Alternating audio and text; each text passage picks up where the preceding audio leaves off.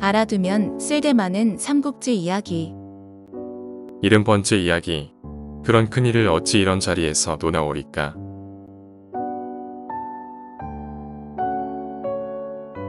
유비는 곧 가맹관을 떠나 마초와 함께 면죽당으로 향했습니다. 유비가 면죽당에 도착하자 조절흥과 황충이 맞았습니다.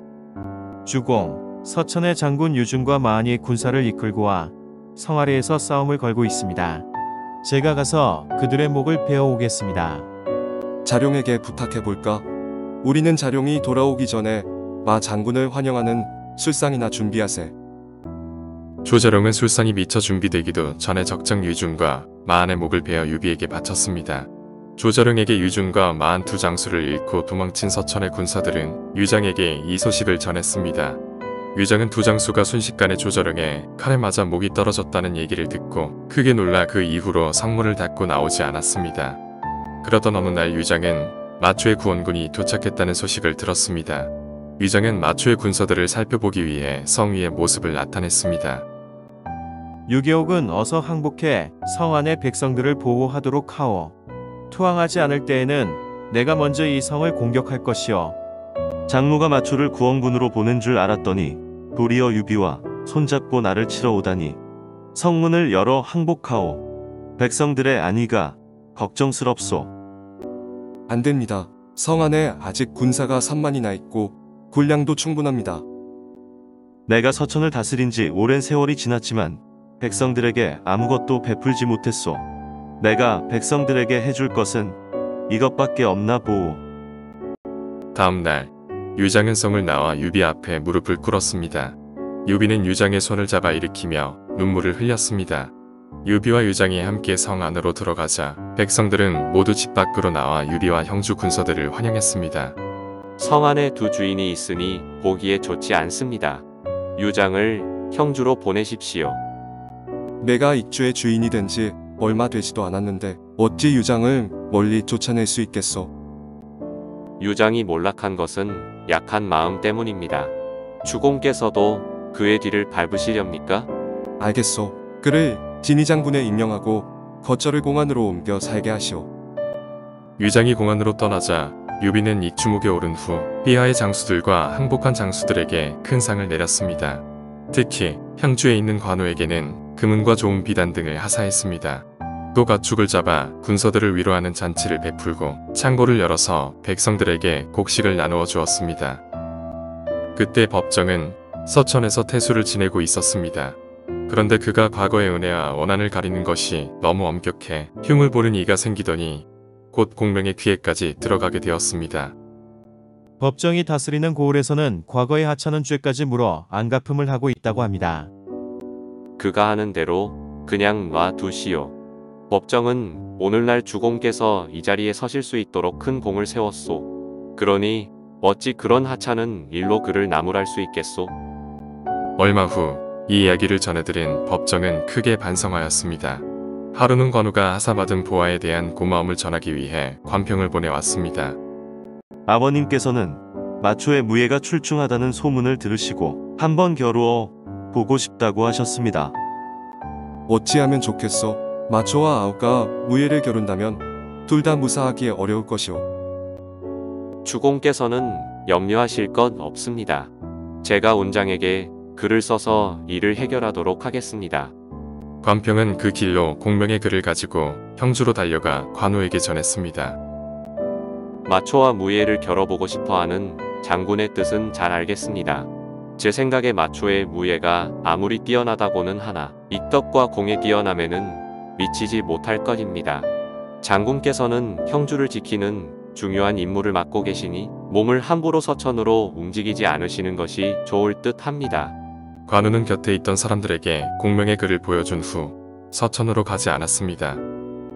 유비는 예전에 서천을 취하는 대로 형주를 돌려주겠다고 약속했소.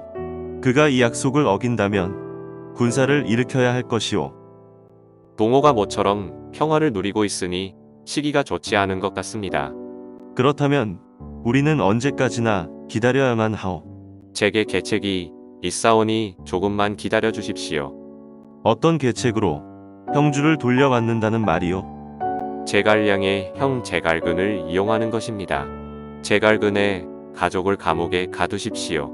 그리고 만약 형주를 돌려받지 못할 경우 가족들을 모두 죽이겠다고 제갈근에게 말하면 그가 공명에게 가서 사정할 것입니다. 제갈근은 어질고 믿음직한 나의 신하여 어찌 그의 가족을 감옥에 가둘 수 있단 말이요? 주공께서는 염려하실 건 없습니다. 제갈근에게는 계약임을 밝힐 테니까요. 송권은 즉시 제갈근을 불러 계책을 일러준 뒤 그의 가솔들을 모두 감옥에 가두었습니다. 동호에서 제갈근이라는 사람이 찾아와 주공을 뵙고자 청하고 있습니다. 군사의 형님께서 어쩐 일로 이곳에 오셨을까요? 형주를 돌려달라는 말을 하기 위해 온 것일 테지요. 그렇다면 뭐라고 해야 좋겠소? 제가 일러주는 대로만 말씀하십시오. 공명은 곧 성 밖으로 나와 형을 맞았으나 자기 집이 아닌 역관으로 모셨습니다. 공명이 절을 올리자마자 제갈근은 목을 놓아 울기 시작했습니다. 형님, 어인 일로 이렇게 슬피 우십니까? 무슨 일이 있으십니까? 내 가족들이 모두 죽게 생겼다. 군사들이 끌고 가서 모두 감옥에 가두었구나. 혹시 형주를 돌려받지 못한 일 때문입니까? 걱정 마십시오. 제가 주공께 아뢰어 곧 형주를 동호에 돌려주도록 하겠습니다. 공명과 함께 성 안으로 든 제갈근은 곧 유비를 만나 송권의 글을 전달했습니다. 손권은 누이 동생을 시집 보낸 후 내가 형주에 없는 틈을 노려 몰래 데려갔소. 이것이 어찌 도리를 아는 사람의 짓이라 할 수 있겠소? 오후가 저희 형님의 가솔들을 감옥에 가두어 놓고 있다 합니다. 주공께서 형주를 동호에 돌려주지 않으면 형님의 식구들은 무사하지 못할 것이고 그리 되면 제가 무슨 낯으로 살 수 있겠습니까? 군사가 그렇게까지 부탁하시니 알겠소이다.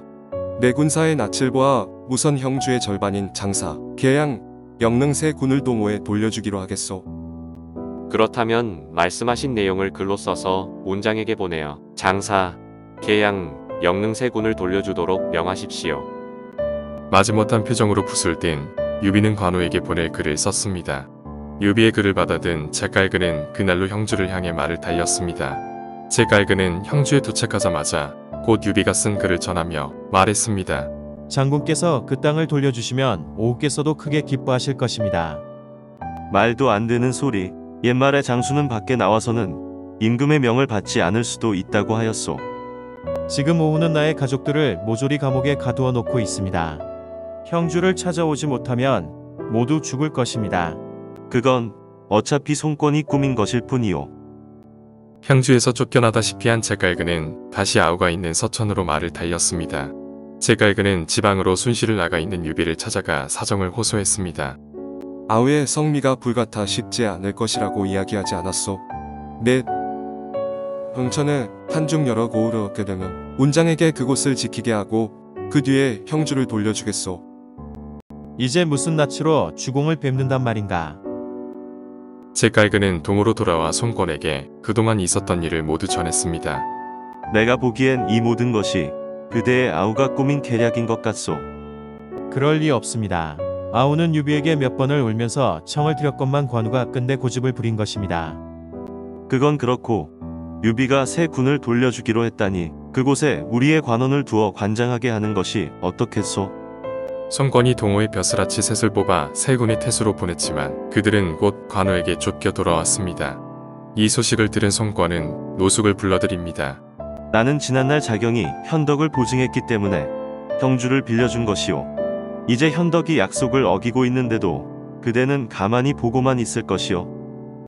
제게 계책이 있어 그렇지 않아도 말씀드리려던 참이었습니다. 어서 말씀해 보시오.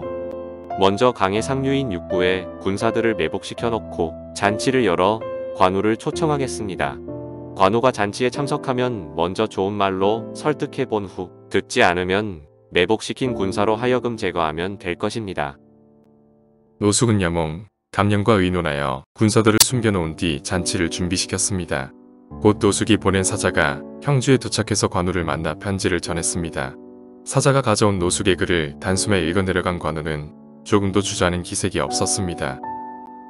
노자경이 나를 위해 잔치를 열었는데 내 어찌 가지 않겠는가. 내일 잔치에 참석할 테니 그대는 돌아가 그렇게 이루도록 하라. 알겠습니다. 아버님, 노숙이 좋은 뜻으로 잔치에 청한 것이 아닐 텐데 어찌? 내 어찌 그들의 속을 모르겠느냐. 걱정 말거라. 아무리 덕망 있기로 소문난 노숙이라도 다급한 지경에 이른 만큼 무슨 엉뚱한 생각을 하고 있을지 모릅니다. 이미 허락한 일이오. 어찌 약속을 저버리겠소? 마음을 굳힌 관우는 마랑의 말도 듣지 않았습니다. 더 이상 설득하기 어려울 것 같소이다. 관평 장군은 내일 빠른 대열척에 수군 500을 나눠 태우고 강 위에 머물러 있으시오. 그리고 강가에 붉은 깃발이 보이거든 곧 그리로 보내주시오. 다음 날 노숙과 동호 사람들은 관우의 배가 강 건너에서 다가오는 것을 지켜보았습니다. 관우의 옆에는 몇 명의 호위 무사만 타고 있었습니다. 관우가 강가에 도착하자 노숙은 관우 일행을 뜰 안으로 안내했습니다. 관평과 마랑의 간청에도 불구하고 관우는 주천과 몇몇의 시중만을 거느린 채 연회에 나갔습니다. 관우는 태연하게 노숙과 이야기를 나누며 술을 마셨습니다. 노숙은 은근히 사람의 도리를 예로 들어 형주를 오나라에 돌려줄 것을 요구하였습니다. 그러나 관우는 거짓으로 취한 척하며 말했습니다. 그런 큰일을 어찌 이런 자리에서 논하오리까? 연회가 끝난 후 관평이 배를 끌고 관우를 마중 나오니 관우는 손에 칼을 쥐고 취한 척 노숙에게 몸을 기대며 노숙의 목을 휘어감았습니다. 공이 오늘 저를 불렀으니 형주의 일만은 이야기하지 맙시다. 내가 많이 취하여 옛 정을 상하게 할까 두렵소이다. 다음에 공을 형주로 모셔 조용히 상의하겠소이다. 여몽과 감룡은 관우를 당장 죽이고 싶었으나 그가 취한 척 칼을 휘두르며 노숙을 인질 삼아 끌고 가니 함부로 공격할 수가 없었습니다. 관우는 그렇게 위험한 순간을 벗어나서 배를 타고 무사히 형주로 돌아올 수 있었습니다.